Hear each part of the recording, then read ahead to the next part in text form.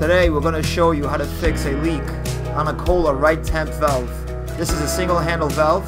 We're going to show you how to remove it and fix that annoying drip. The first thing to do and the most important thing to do is to turn off the water. Before you do any work, locate your water shutoff and turn off the water. Here you can see my water shutoffs for the cold and hot are right behind the tub, right behind the valve itself. So I'm going to go ahead and turn off the cold and the hot water before I do anything else. This is a Kohler single handle valve, and in order to remove this handle, this middle piece here, you got to turn it counterclockwise like I'm doing here. At this point, the handle and the trim plate will both come off and you're ready to begin doing your work. Now we're going to remove these two screws here and remove this part right here, which is the mixer. To do that, there's a screw right here to remove this plate, and then it's just going to pull out. So let's go ahead and do that.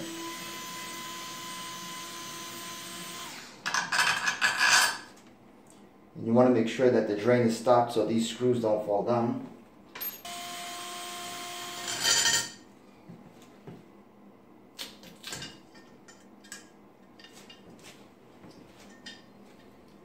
Now you can see we have two screws here, and that's the ones that we're going to be removing. Got to be careful with these screws because they can really fall behind the wall, and then, no pun intended, you're screwed. You can see one just fell in the tub here, but I have the drain stopper closed.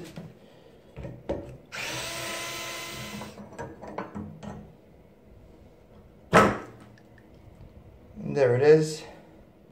So right here, this is what we have. We have the mixer, and the mixer doesn't look really bad at all. You can see we have the O-rings here in the back, and it looks good. So it could be an internal thing. It could also be this right here I'm going to pull out, which is the balancer. So here we have the balancer. And again, the balancer actually looks pretty good. I don't see any defects with it. But if you have the balancer and then the mixer, go ahead and replace both. So that's what we're going to do today.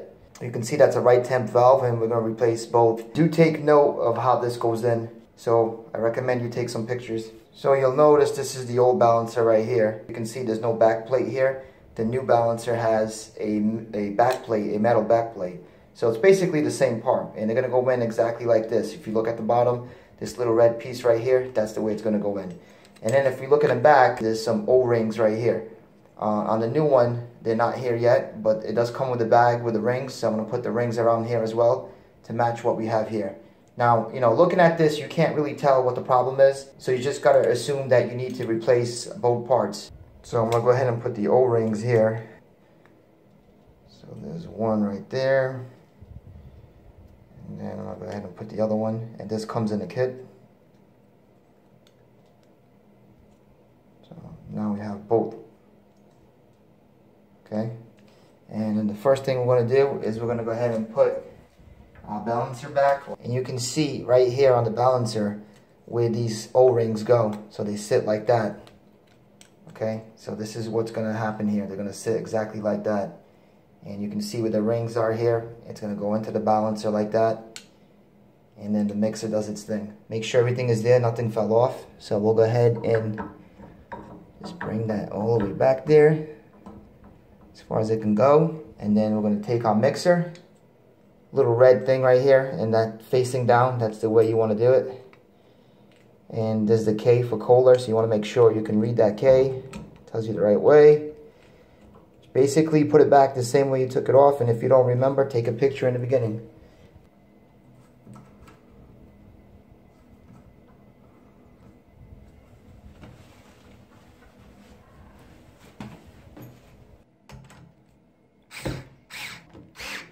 So one of the most important things are these screws right here, and they have to be firmly screwed in and tight, and that's basically what puts the pressure on the O-rings in order to stop the leak between the balancer and then the mixer.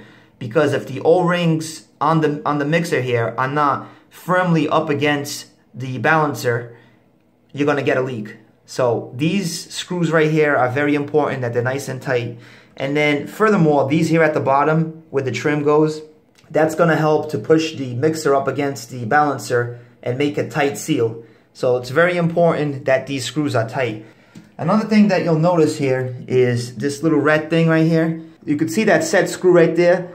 That sets how much cold and hot water will come out of the spout or out of the shower head. So the set screw will allow you to get really hot water or more of a mixture between the hot and the cold. So that's what that screw does. I'm going to go ahead and turn the water, and you can see that screw is going to stop. So the screw stops there, and that controls how much water comes out.